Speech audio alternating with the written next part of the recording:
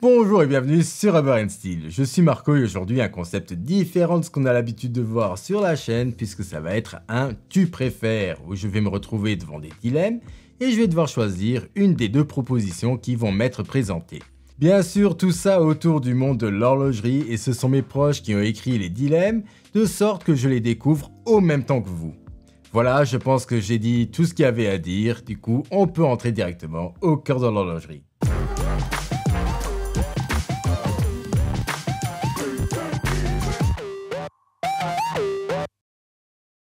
Tu préfères une voiture à 40 000 € ou une montre à 40 000 €?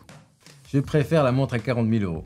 Tu préfères une Swatch à moins de 200 € ou une montre hommage de ton choix? Je préfère la Swatch parce que les montres hommages pour moi c'est simplement de la réplique. C'est une contrefaçon qui ne devrait pas exister. Je suis désolé pour tous les fans de Pagani Design mais moi ça me... Non, pour moi c'est impossible. Tu préfères casser un petit doigt ou une grosse rayure bien profonde sur ta Rolex? Les rayures sur ma Rolex, j'ai vraiment beaucoup de mal parce que je fais très attention à mes affaires et je déteste rayer mes montres. Et du coup, elles sont vraiment dans un très bon état. Mais casser un doigt, ça doit quand même faire drôlement mal. Du coup, je préfère envoyer la Rolex pour une petite révision et qu'on lui refasse une beauté plutôt que de me casser un doigt quand même. Tu préfères prendre une belle montre sur une île déserte ou un kit de survie qui ne contient pas de montre, bien sûr? Choix très compliqué, mais je pense que le kit de survie, c'est pas mal. Tu préfères une édition limitée moche ou une belle montre mais que tout le monde a au poignet? Alors là, une édition limitée, c'est toujours cool, mais si elle est moche, ça me donne pas envie de la porter. Mais une montre que tout le monde a au poignet, bon, j'ai une Rolex et j'ai une Tudor, du coup, la montre que tout le monde a au poignet.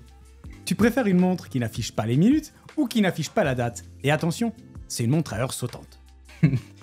Alors, la date, c'est certes très important, mais avoir l'heure sans les minutes, c'est quand même un peu plus compliqué. Du coup, je dirais quand même... la date... hein.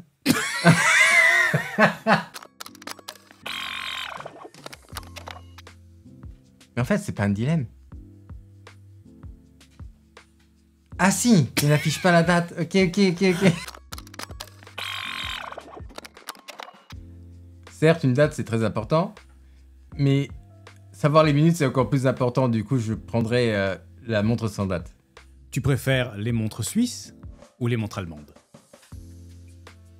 J'adore Lang & Söhne. Class Sutter Originals, magnifique. Nomos, je déteste. Mais les Suisses, il y a beaucoup trop de marques suisses que j'adore. On regarde, il y a des magnifiques Omega, il y a Rolex, il y a Tudor, il y a GG Lecoultre, il y a Cartier. Il y a tellement de montres suisses qui sont formidables que je dois dire la Suisse. Tu préfères les montres vintage ou les montres modernes? Moi, je suis team montre moderne, mais je comprends qu'il y a une énorme fanbase des montres vintage et je trouve ça aussi très cool, très beau à voir, mais c'est tout simplement pas mon style de montre.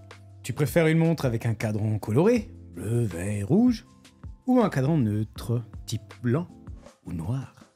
Actuellement, je suis mal placé pour dire que je préfère les couleurs parce que j'ai que du noir actuellement en cadran, mais je suis quand même plus coloré et je pense aussi m'acheter un jour un cadran rose pâle, hein, surtout chez Grand Seiko, il y en a une qui me fait de l'œil, mais on verra.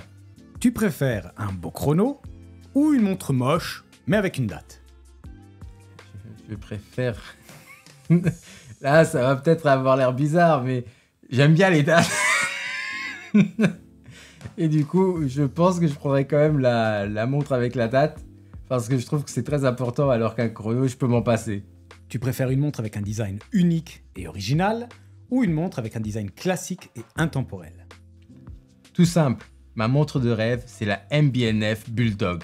Et une photo sera sûrement quelque part ici. Elle est magnifique, c'est ma montre préférée. Bien trop chère pour moi, mais j'adore les montres super originales et spéciales. Tu préfères la Patek Philippe Nautilus ou l'Audemars Piguet Royal Oak? Ah, la question que je voulais pas avoir. Il y a une époque où je pense que j'aurais dit la Royal Oak, alors que plus le temps passe, plus je pense que je préfère la Nautilus. Tu préfères une montre automatique ou une montre solaire? Je trouve qu'avec les montres solaires, on peut vraiment faire des économies parce qu'elles sont moins chères. Par exemple, chez Cartier, il y a les nouvelles Cartier Tank solaires qui sont très belles et qui commencent, je pense, à partir de 3 500 €. C'est-à-dire qu'on peut avoir de très belles montres à des prix plutôt raisonnables, ça reste du luxe, alors que les montres automatiques sont beaucoup plus chères, mais pour moi, elles ont une vraie âme. Du coup, moi, je préfère les montres automatiques, mais le solaire, c'est très cool pour les personnes qui ont des budgets un peu plus restreints. Tu préfères une montre de plongée avec une grande étanchéité ou une montre pilote avec une grande lisibilité? En général, je suis plus montre de plongée, du coup, il n'y a pas d'hésitation à avoir. Les montres de pilote, c'est pas vraiment mon style. Tu préfères une montre en or ou en acier? Ah, compliqué. Pour ceux qui ne le savent pas, j'adore l'or.